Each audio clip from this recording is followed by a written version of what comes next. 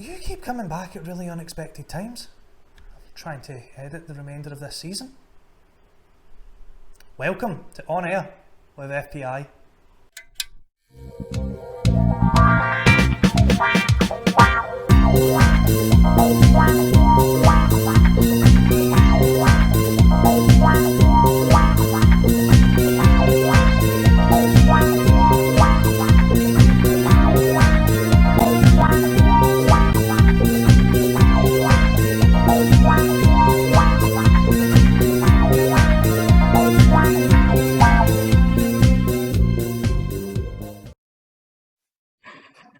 That's terrifying.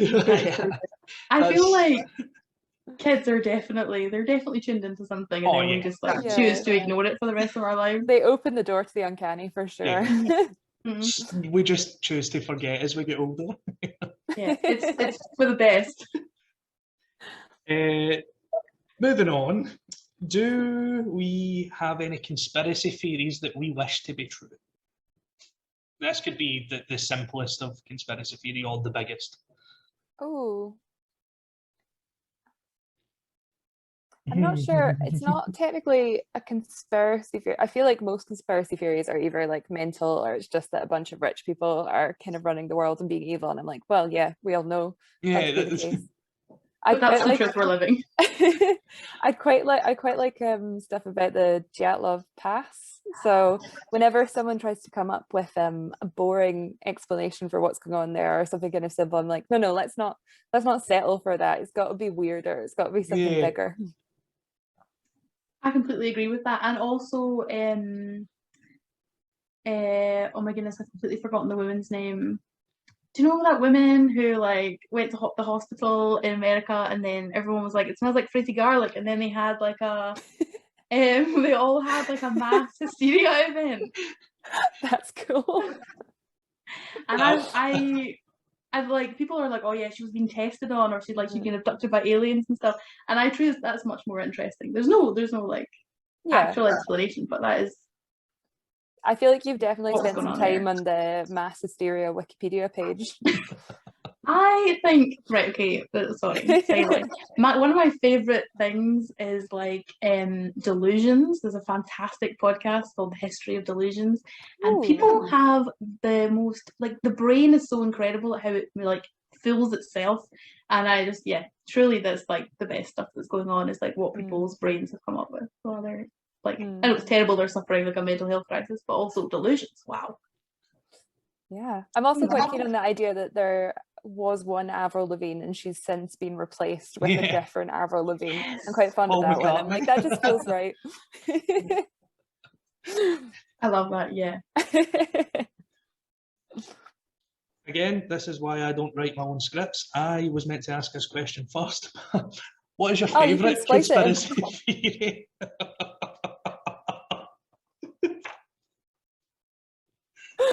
Do you have any favourite conspiracy theories? Heather? Oh, right, okay. I do. Yeah, it's definitely Avril Lavigne being not real. I prefer to believe that she's now a second person. Yeah. Or that, what's the other one, is that like Katy Perry is John Benet Ramsey? Oh. That's a totally mental one. Or something like, Again, it's just like, feels right. Yeah. It's just like, why not?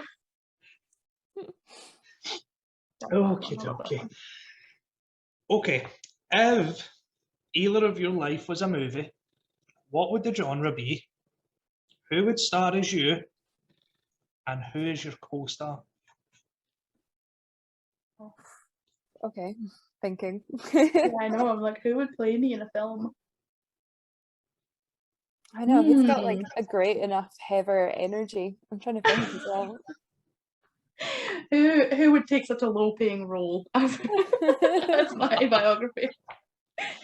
I think I would want if it was a film about me, I would want it to be a fantasy, because I would want it to actually like dip in and out of the scripts and books I'm writing, and like show them off for a bit, and then like live in that world, and then come out and be like, oh yeah, she's still on her couch, let's go back in, everyone. But I don't know who would play me. I'm terrible at people's names as well, so I'm gonna have to think. Kirsty, what would the genre be? I feel like it would have to be some sort of grim navel gazing indie nonsense where it's just like, let's watch these characters being sad Oh no. / awkward in various situations. I'm not sure who could play me. I'm like, who's got a strong enough nose and profile to like I feel like me? Brie Larson with dark hair. Oh, that's very kind. Yeah. I'll absolutely take that. She's got enough presence. Like Kirsty's like our tallest friend in the friendship group, and it's like all short people. And Kirsty, our great tall leader. Me just like stooping down over y'all. Yeah, developing back problems for our benefit.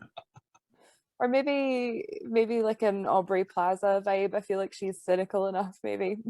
Yes, that would be amazing. I still can't think who I would want. I'm like looking at our films to try and get any inspiration as to who I would actually want. Who would you pick to be your co-star then, and who would they be playing in your life? Ooh. I'm very like pro Tom Hiddleston right now. Okay, yeah, of course, yeah. But also, my partner has more than a passing similarity to Timothée Chalamet. Okay. So, and I wouldn't hate hanging out with Timothée Chalamet. Like, I'd suffer it, you know. We've been watching a lot of Martin Scorsese like documentaries about him talking about his love of American cinema. So I'd have Marty Scorsese in my film, and he would be my granddad, and that would be perfect. Okay. Oh, that would be perfect. He'd like come over and make like marinara sauce for me and everything. It would just be lovely. Just a wee cup of tea and a Chelsea bun. Oh, just hanging out with Mr. Scorsese. What more do you want? Still not getting acted in mind, Taylor. No, I'm so poor at like remembering people's names.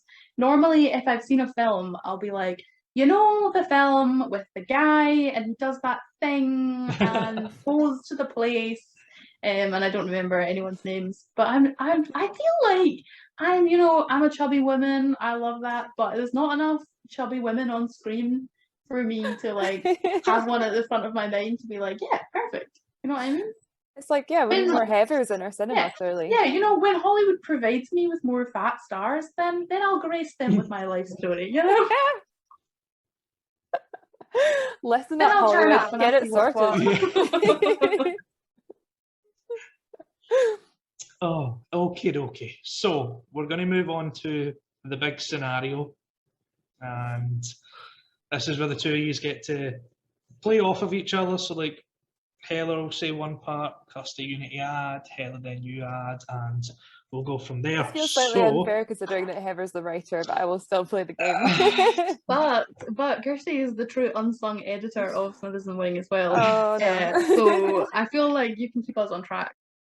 So we have Wiltshire, England is the setting. Your characters are Spock and Han Solo. Oh boy.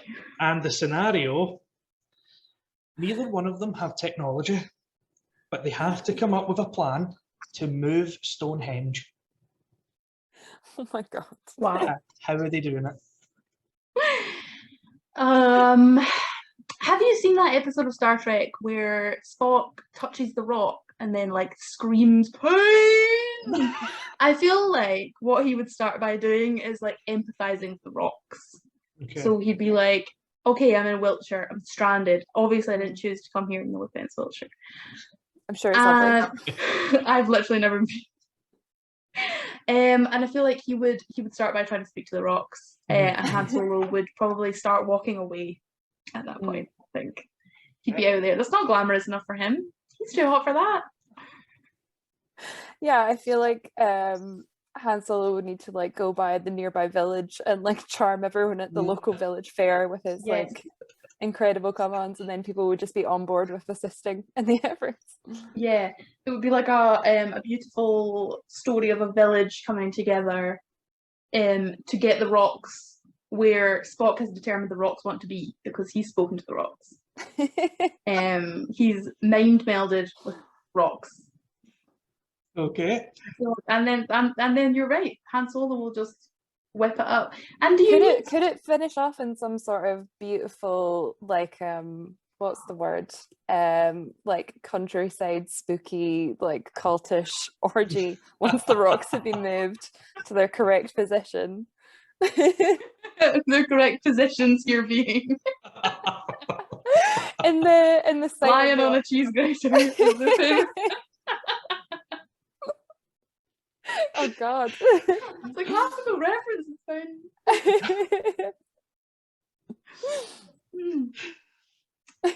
Well, yeah. that took a turn. Yeah, sorry. That Oh no, derailed it a that's bit. okay. Yeah, that's fine. It's Yeah, your what is the age story. rating of what is the age rating of this channel / podcast? Oh, that's a good point, Heather. We should have asked that right at the beginning. One of the first things that YouTube asks you is like, is this made for kids? Yes or no. So if you hit yes, you're guaranteed views. So Let's say yes, and then if they get this far, they've earned the knowledge. oh yeah, absolutely, absolutely. Yeah, you're right.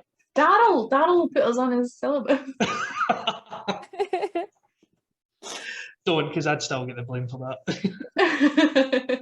Yeah, either way, that's coming back to you. Yeah.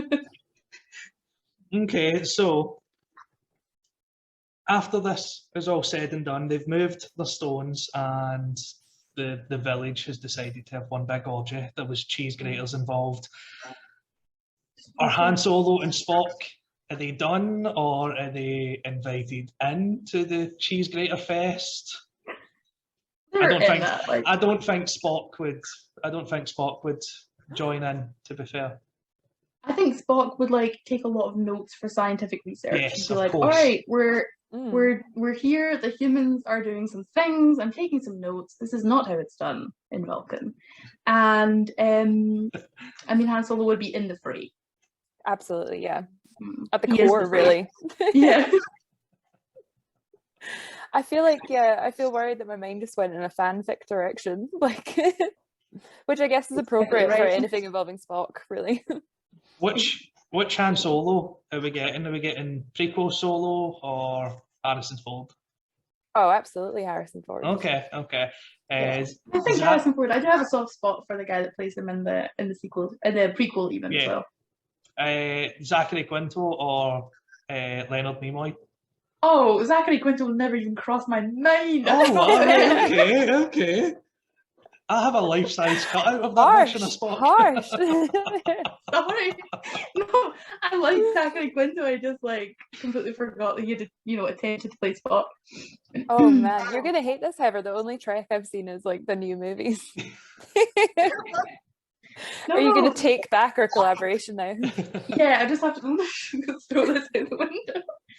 No, those are good films. I just forgot that Zachary Quinto existed. This is just further my problem when I don't remember people's names or that they exist or what they did in the film that they're in. Okay. This one, I don't like this one. This one's quite sad. Perfect. Yeah, we're sad people. It's fine. Yeah, yeah. It's your last day. So what's your last meal? Last meal. Yeah. Ooh. There's a few parts to this question, by the way. So. Wow. Okay, it's gonna get darker. Yeah. Oof. I think I would probably just have my mum's Christmas dinner. Christmas dinner. Yeah. My mum. Listen. The cauliflower cheese. If you expired immediately after eating that, that's fine. Okay. Yeah, it would have to be tacos for me, and maybe a pizza as well, and maybe sushi also. So maybe some sort of tacos, pizza, sushi combo. You can have a big buffet. Food court. Yeah. I'm gonna let you run around the food court for a while. And, What a great last day. Well, you're about to explain the rest of the last day anyway. So. Who's your final text and who's your final phone call? They don't have to be the same person. Ooh. I think I'd probably text a group chat to try and get as many people as possible. Oh, that's smart. Yeah. Yeah, and be like, here, lads, bye, I guess. if I've been given some sort of horrible warning that a piano's about to fall on me. Yeah, are Yeah. we being punished for a crime here, or do we just know that death is impending? You've ate death and it's coming tomorrow. That makes Oh, sense, yeah.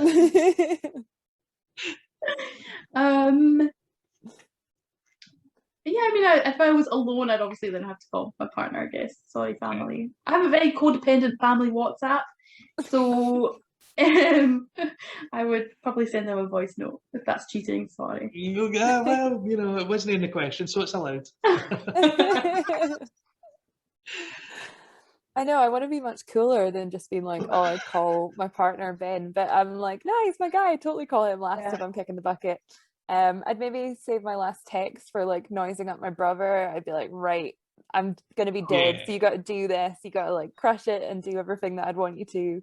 And just leave him with like a parting kind of making fun of him just to keep him on track. You could be like really nasty about it and be like, this is my only chance of survival, can you do it for me? But knowing fine well you're not going to survive anyway.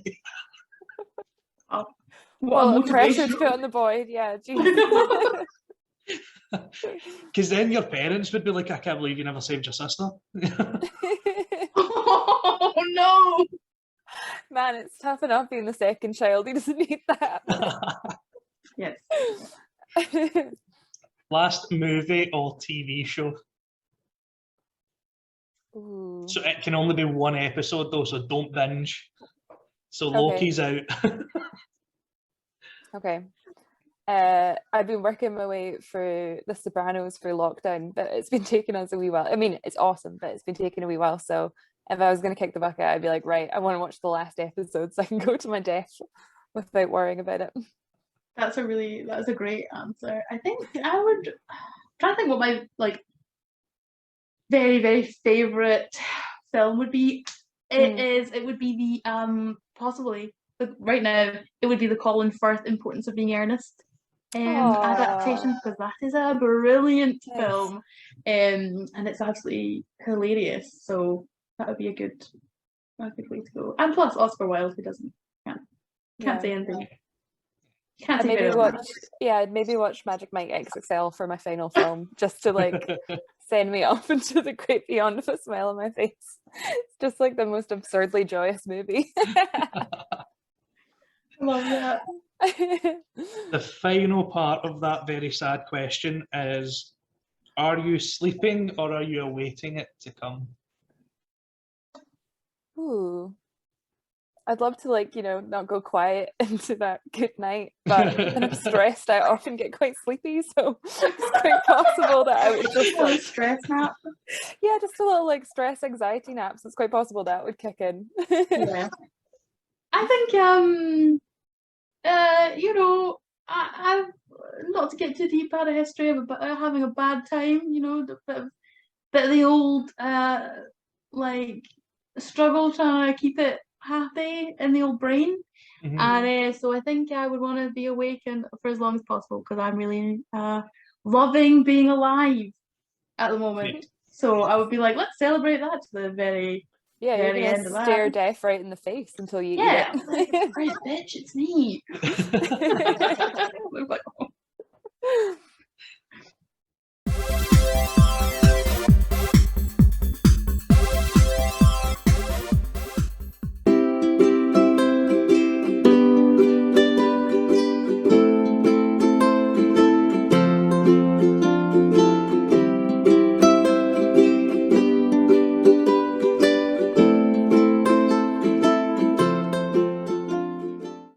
You briefly touched on it just there. Are we allowed to talk about Punisher Barracuda?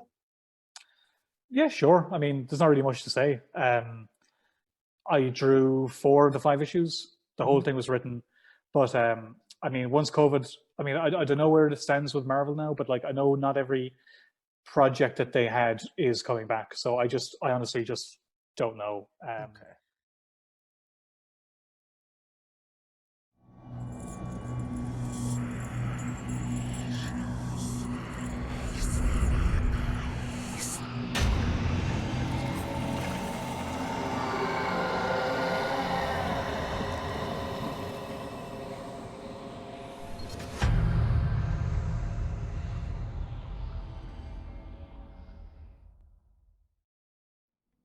Hey everybody, my name is Kovex, Twitch streamer, TikToker, social media influencer, and now proud owner of Beard Demon, Sinfully Good Beard Care.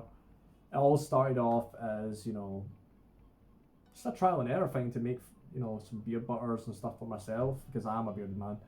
And from there, I started, you know, making some for friends who enjoyed them. And then I thought, this is something I could do, you know. My friends like them, I like them. Why not share it with a wider variety of people so I could actually give back in a way to my community that I've grew on TikTok, Instagram, Twitch. And that's how Beard Demon came about.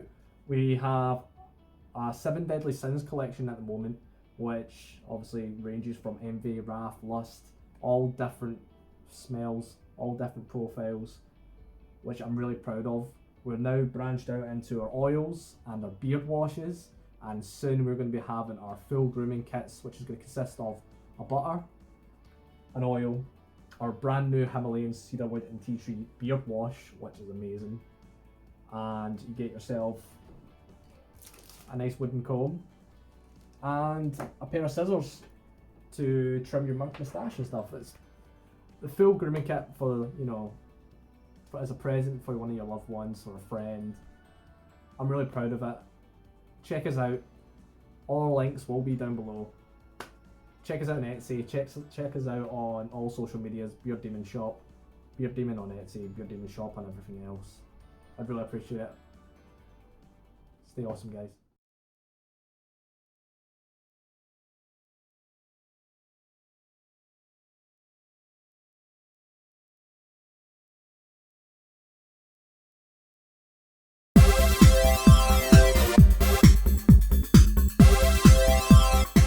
Okay, so your last on the spot quick answer question. Well, it won't be quick.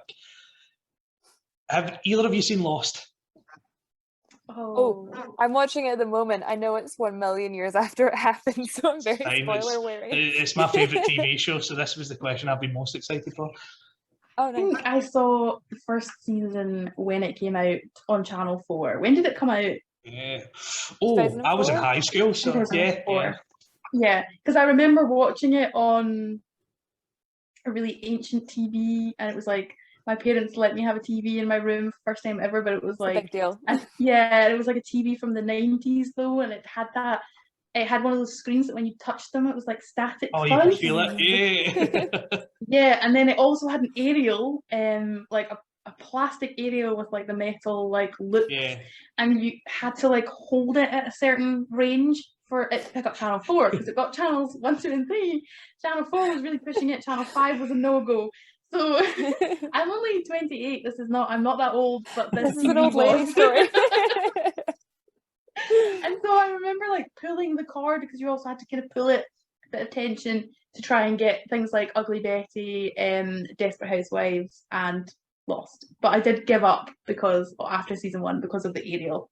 And then it went on to a quote unquote fancy channel, which was beyond Channel 5. Yeah. Sky One, I think. Yes, Yeah. it was taken from me. Yeah. Sorry, that was a long-winded answer to It's yes, fine. I have seen No. her. You only need to have seen season 1. So that happens to both of you, but the plane is full of comic creators. Who are you stuck with, and who do you think would take up the leader role? Oh. Is this local comics, as in the Glasgow It can scene? be the whatever UK you want it scene? to be. Okay, this is interesting. I mean, there's honestly, a convention is very much like this scenario. You're stuck in somewhere. This is so true. With all the people from your local scene, but you've gone somewhere else. You don't talk to the locals. But no, I'm joking. I feel like I would have a good time just stuck with the local crew. Yeah, it sounded like a good yeah. laugh. Yeah. Yeah, so like folk like John Lees, Alan Oh, yeah. Ritchie, Roisin Colin Logren, Bell, Colin yeah. Bell. Colin would be fun. Colin would be a great time. Nicola Love would be in charge of it all. Oh, Yeah, absolutely. yeah. Not even in a Yeah. whiny, Jack, annoying way. Nicola Love would just be like on it. Yeah, yeah. And I feel like she runs Glasgow Comic Con. She Yeah. is just an almighty powerhouse. Yeah, she's brilliant. I feel like I would follow her to the ends of the earth. I think that's normal. No fear, yeah. So I think she would naturally take over if it was purely local contingent. Although she'd probably take over international comics anytime, any day now. Yeah. I think international. I would love to be sort of hanging out with folk like Amy Reeder. I love Amy. I think we'd obviously need local hero / comedian Frank Whiteley there for a force of chaos on the island. I felt he'd bring great energy to it. I did a phone interview with him about a year and a half ago. That was only supposed to be like 30 minutes in length, and we were on the phone for 3.5 hours. It was wonderful. The stories he told me were incredible. Yeah. He is. I think that's true. He'd keep us entertained for Absolutely. Yeah. Yeah. Who else would you like to be stranded with? I feel like Neil Florence would be very pleasant island company as well. He would just be very sweet and keep everything quite chill and nice. Yes. He can bake also, so we could live off that. Very useful. I feel like Gary Chudley as well. He would be up for like battling the others. That's true. Have you ever read? Is it The School? Is that what it's called? Can't remember. There's like, is that? I can't remember what it's called, but it's about like a group of school kids who like disappear into the woods. Maybe it's called The Woods. Anyway, this is really good. But I feel like he would take on like an unexpected role in that of being like a group leader. Because Gary Chudley step up. Is like when there's nothing bad happening and you're at a con, Gary like forgets how to walk across the road without help. But if you were then in a crisis situation, I feel like he'd be really good. You're actually making me doubt my involvement of Gary Chudley in the crisis situation now that I reflect back on his presence at Pop Bubble. Yes, because he's a dad now. He's on his day off, he's really on his day off. Yeah. Also, Tom King. We should have Tom King. He'd keep us alive. Oh yeah. Yeah. Secret agent. Yeah. He would know how to keep us alive, right? Yeah. Oh, I'd have Dan Barry as well. He like does like woodworking and stuff. I feel like he's a very useful comics artist. Much more practical than the rest of us. Yeah, very good idea. I think we've got like paganistic rituals covered with some local comic scenes as well. Yeah. Just in case we start wanting to like create new gods while we're there. Reinvent society really from the bottom up. While we're touching on that, since this has already went off the PG route completely, the original question was not Lost style, it was Lord of the Flies style, and it was of local, who are you stuck with, who's taking the leadership, and who's getting picked off? That was the original question. I mean, there's so many people in international comics I'd love to pick off.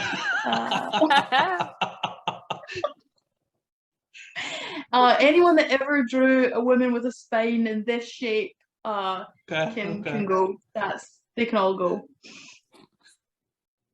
That's what I'm picking up.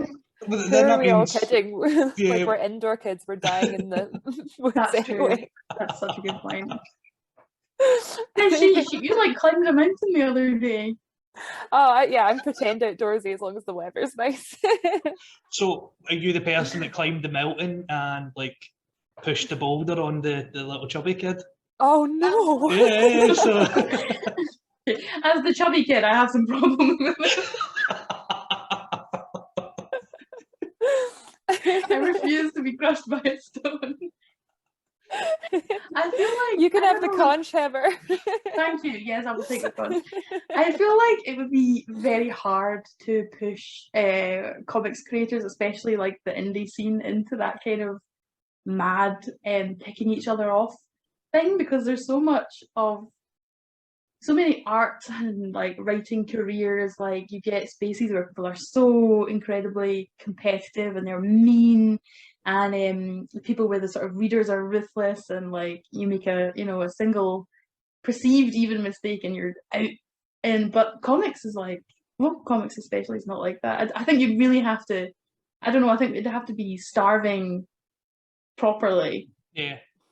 Even Yeah, the amount remotely of, like, get to that point. help we've Okay. had for the book and how lovely everyone's been, and that's just like how everyone is. Like, That's right, yeah. And there isn't like, I don't know, there's just so much kinship that like it would like there's a lot of like pocket families, like Smithers and Wing, and then with Alan McRitchie, like we made Grave Wax, and that's like that you make a little family there, and then all the people that gather around the book, and then there's like the Glow family, that's like Glasgow League of Writers. With John Lees, who heads that up, and there's just like too much kinship, I think. Yeah, it's like, thanks for the sport, John. bad. Here's a boulder. You can't do that. Exactly. Yeah, because they're like folk like we had to thank so many people at the back of the book, because there were people just like putting so much effort into helping us, like just for there was no there was no personal interest for them apart from that they were just really keen on us succeeding. So it is really like it's an amazing community. So I wouldn't bolder anyone, Well, I wouldn't be doing this. I wouldn't be doing this today if it wasn't for John. John was my very first interview, so that's amazing. He's a good guy, really good guy. Yeah. He's the sort of person who just do anything for you, like Absolutely, like just help you out for all time basically, and that's we won a whole bunch, because I think it was it was Glow really that got me into making comics. It's John that like offered me so much knowledge, like just for out of goodwill, like like, oh, you're good at this, well done, like here's more knowledge, and loads of support. Wonderful. All hail John Lees. Hotel 2, please. Oh yes. Thank you for that. Okay, so if you just would like to give one big last push where you can buy it, why you should buy it. I know why you should buy it, but I can't exactly. I'd just sound biased if I'm like, because obviously I work for Forbidden Planet. It would just be like I'm just trying to sell it. So You think you sound more biased than us? We made the book. Well, no. The point is you're trying to like sell your product. Then if Please buy the book from Forbidden Planet. We sent 33 copies their way. Don't embarrass us. We need to sell those. So they ask for more. Heather's writing's amazing. She's like made these characters so interesting and cool, and they were very fun to work on and bring to life. And you'll enjoy her twisty mystery and all the digs at patriarchal white male power structures during it as well.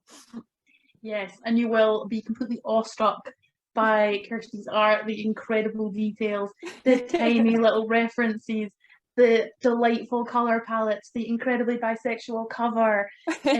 Absolutely all of it will floor you. You will also be totally carried away by the hard work of Faye Stacey and Holly McKend, who did additional colors and flats for us, because they are amazing. Yeah. The whole team put in so much effort. Enjoy, basically. Don't miss it. Don't miss out on it. It is actually really good. Don't miss out on a chance of getting one signed. This might be the next big Netflix adaptation. So get in and grab a signed copy. Oh yeah, I'd love to. Yeah, we're waiting for the call any day now. Absolutely, Yeah. absolutely. I hear Netflix. Listen, you got Miller World. You want this?